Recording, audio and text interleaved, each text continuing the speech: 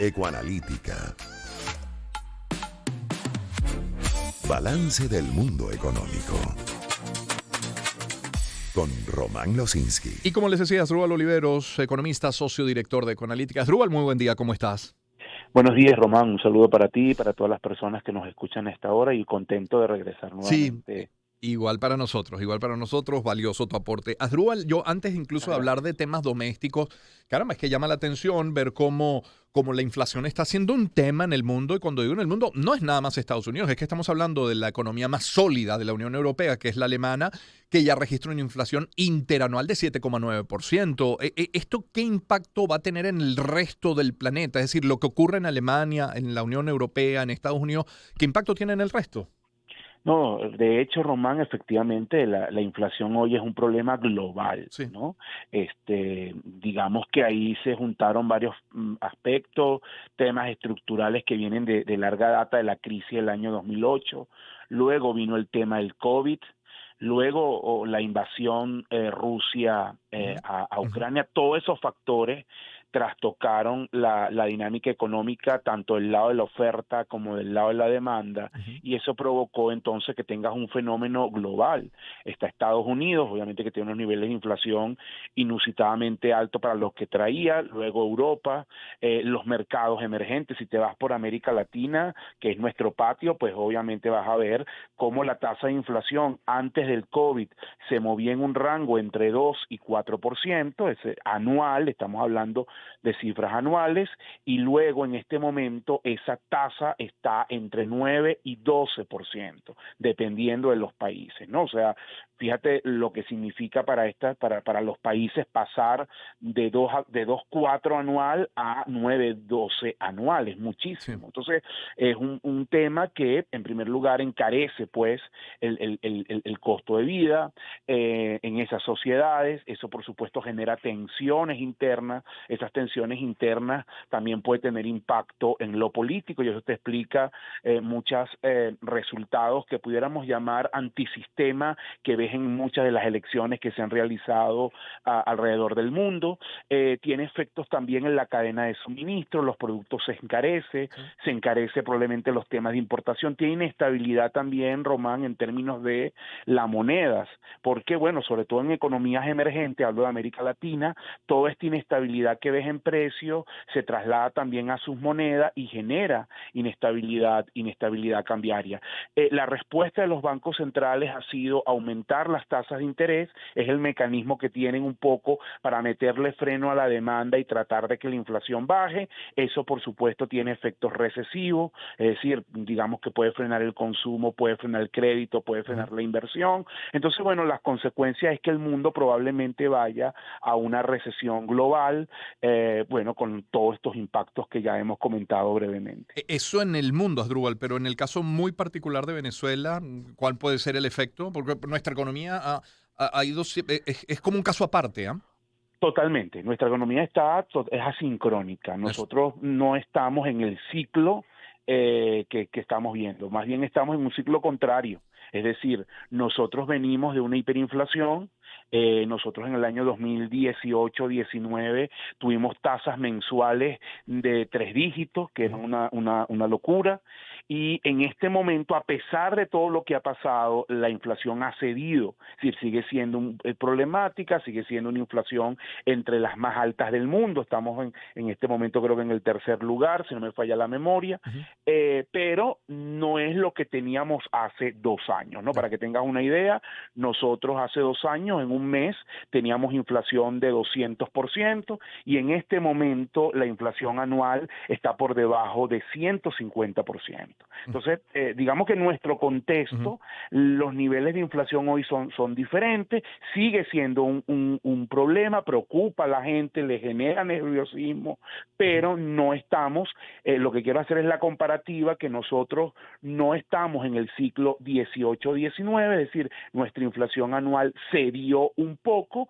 En el mundo es el caso contrario, la inflación subió muchísimo. Entonces nosotros estamos en otro contexto, aunque obviamente con un problema de inflación que data de años, de décadas, porque nosotros esto nos ha acompañado desde hace muchísimo tiempo, ¿no? Claro.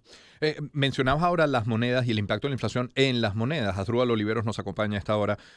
La moneda, el dólar como divisa probablemente más buscada en Venezuela, ha sido tema en la última semana. En alguna conversación previa, Asdrúbal, recuerdo que dijiste que si se siguiera la dinámica económica, el valor del dólar debería ser de unos 12. Creo recordar que esa fue la cifra que compartía, por allí.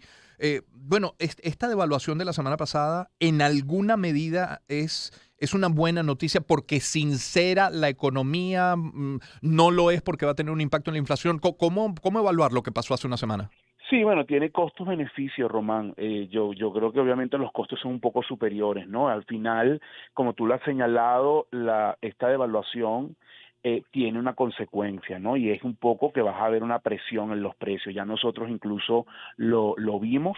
En la medición de precios de la semana pasada, pues logramos el nivel más, nosotros hacemos seguimiento semanal, el nivel más alto de todo el año, lo tuvimos la semana pasada. Eso te habla pues de lo que significó esa depreciación tan significativa. Ese es un costo muy significativo. Sin embargo, tampoco eso significa, y quiero un poco poner las cosas en contexto, eso le va a meter presión a la tasa de inflación de agosto, que va a terminar muy alta. Probablemente lo vamos a ver también en un impacto que se extienda hasta septiembre, pero no quiere decir que te va a detener el ciclo que ya veníamos viendo en términos de inflación, y que la inflación nuevamente vamos a llegar al ciclo hiperinflacionario, que va a haber un repunte que nos puede llevar a niveles extremadamente altos. No, la inflación sigue la anual sigue esta tendencia y va a terminar menor, de eso estoy seguro, que el año pasado, que cerró en 686%. Pero por supuesto, el ritmo de descenso es extremadamente lento, debería ser muchísimo más rápido. Creo que sí, mucha gente habla de que, bueno, esto ayuda a que el tipo de cambio esté menos alejado de su equilibrio. El problema también es que al final ese es un equilibrio, Román, que no es estático, sino que es dinámico. Es decir, en la medida que yo siga generando distorsiones internas y sobre todo inflación, el equilibrio también se ve afectado y va subiendo. Claro. Entonces, al final acá no es la devaluación el mecanismo para corregir la sobrevaluación, pero yo lo que creo que aquí lo que tiene que buscar el gobierno es la generación de confianza nuevamente, ¿no? En la confianza en la moneda, porque lamentablemente hoy es muy baja, y por eso lo que pasó la semana pasada, cuando tú inyectaste una cantidad inusitada de bolívares, la gente volvió probablemente a pensar en el ciclo de la hiperinflación, en lo que pasaba con la moneda, y ocurre lo que uno llama una profecía autocumplida, ¿no? Entraron los bolívares, la gente salió en desbandada a intentar protegerse, el tipo de cambio se depreció y prácticamente ocurrió lo que todo el mundo en su mente pensaba, ¿no?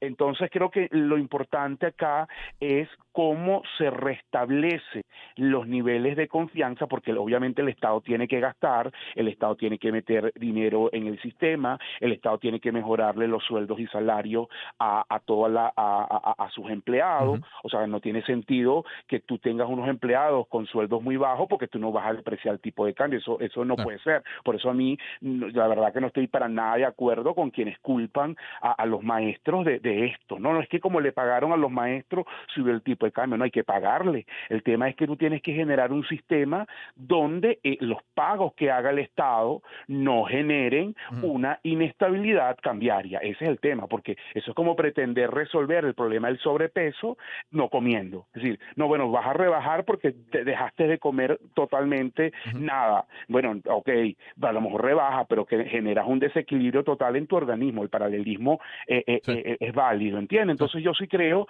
que tiene que haber confianza, tiene que haber un cambio en las políticas que permitan de alguna manera que esos gastos y esa estructura de gasto del Estado no genere estos niveles de angustia o de presión cambiaria que vimos, ¿no? Claro, hablabas de la inflación de agosto, Asdrúbal Oliveros con nosotros, luego septiembre, y de pronto se viene el tercer trimestre del año, que históricamente toda la vida ha sido el trimestre de mayor inflación en nuestra historia, por las razones ya conocidas. ¿Hay forma de controlarlo, de minimizar el impacto de lo que es el último trimestre de nuestra economía?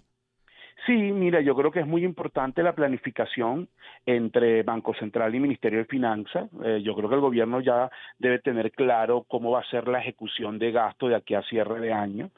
Por cierto, que uno también hace un llamado para que las cifras se publiquen, porque eso permitiría hacer un mejor análisis, ¿no? Pero Ujú. estoy seguro que el gobierno debe tener esos datos, y a partir de allí, bueno, y en función de las divisas y de cómo maneja el mercado cambiario, debería tener un ejercicio de planificación de ese gasto, es decir, cómo se van a inyectar esos bolívares a la economía y cómo se va a contrarrestar, que principalmente el gobierno lo ha hecho hasta ahora con ventas de divisas en efectivo que absorben parte de esos bolívares, ¿no? Yo creo que eso es una política que va a continuar. Por supuesto que siempre genera dudas de hasta dónde puede el gobierno recibir o cuál es Ujú. su flujo de caja para seguir vendiendo esos dólares. Claro. Eso es un punto importante, pero sí creo que probablemente si el gobierno permitiese, por ejemplo, una profundización de la dolarización financiera, si profundizase o permitiese que muchos de estos dólares que están circulando hoy en la economía, que en este momento deben estar alrededor de unos 3.200 millones de dólares, lo que calculamos Ujú. nosotros, que es que el efectivo circulante, eso no incluye dinero electrónico en cuenta, sino efectivo. Si tú esa masa de dinero, tú le generas los mecanismos adecuados para que no esté, como hoy ocurre en su mayoría, en los bolsillos de la gente por desconfianza, sino que eso fluya hacia el sistema financiero y tú puedas generar mecanismos de pagos en dólares y puedas generar incluso créditos en dólares. Todo ese ecosistema puede ayudar a que gane más estabilidad el sistema monetario y te olvides o el tipo de cambio no llega a Ujú. tener la relevancia que tiene ahorita, y eso te puede ayudar entonces en que tu ejecución de gasto que se proyecta en los próximos meses sea menos, afecte menos Ujú. que lo que ocurrió para la semana pasada. En otras palabras, para que no ocurra lo de la semana pasada, porque efectivamente en un entorno de desconfianza existe el peligro de, como tú lo señalas, de que con esa mayor ejecución de gasto que se pueda venir en los próximos meses, más el nerviosismo de la gente, bueno, tú termines provocando nuevamente episodios como el que vimos, ¿no? Eso no es descartable que vuelvan a ocurrir. Claro. Asdrúbal, un último punto.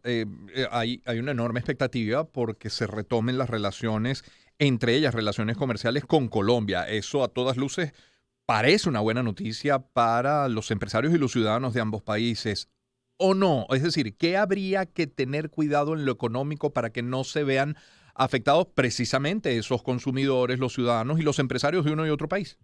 Mira, Román, yo creo que esa apertura es muy positiva, Ujú. va a multiplicar casi por 4 el intercambio comercial, que en este momento está por debajo de los 300 millones de dólares. Nosotros, al igual que la Cámara Colombo-Venezolana, Ujú. estimamos que ese intercambio comercial el próximo año pueda ser superior a los 1.000 millones de dólares. Eso significa entonces, bueno, una profundización de ese flujo, y va a ayudar, tiene como todo, tiene elementos muy positivos y tiene otros preocupantes. ¿Cuáles son los positivos? Ujú. Bueno, que las empresas las empresas venezolanas van a tener nuevos proveedores. Fíjate que empezamos la conversación con el ámbito global. Hoy el mundo, todo el tema de mover mercancía es una complicación, porque en China hay problemas, el costo de los fletes han subido muchísimo tras el COVID. Entonces, mover la mercancía, sobre todo desde sitios lejanos, pensemos principalmente China o Asia, es costoso. Ahora tienes nuevos proveedores que están al lado, que pueden venir por frontera terrestre y que Ujú. te pueden abaratar muchísimo los costos. Entonces ahí tú tienes un factor extremadamente positivo. Creo que también es positivo para los consumidores, porque van a venir un grupo de empresas de alto nivel de calidad, porque la verdad que los productos colombianos se caracterizan por su calidad,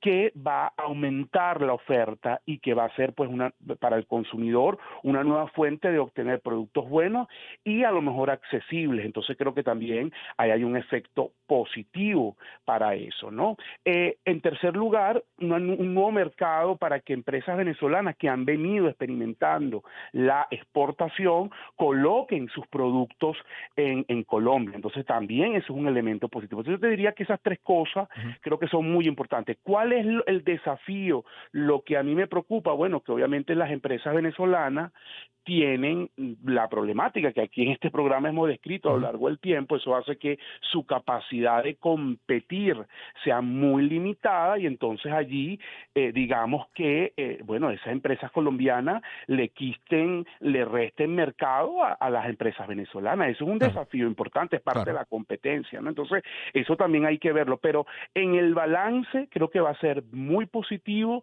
y creo que obviamente eso tiene que crecer y fortalecerse, sobre todo porque son dos países que están uno al lado del otro y que de verdad, bueno, eso ya es una ventaja clave en términos del mundo que tenemos hoy, donde, insisto, mover las mercancías se ha encarecido muchísimo. Claro. Asdrúbal, bienvenido de vuelta. Gracias por acompañarnos. Feliz miércoles. Igualmente. Que estés muy bien. Román. Asdrúbal Oliveros, economista, socio director de Ecoanalítica, nuestra agenda de cada semana. Hoy día miércoles, 7:30 de la mañana.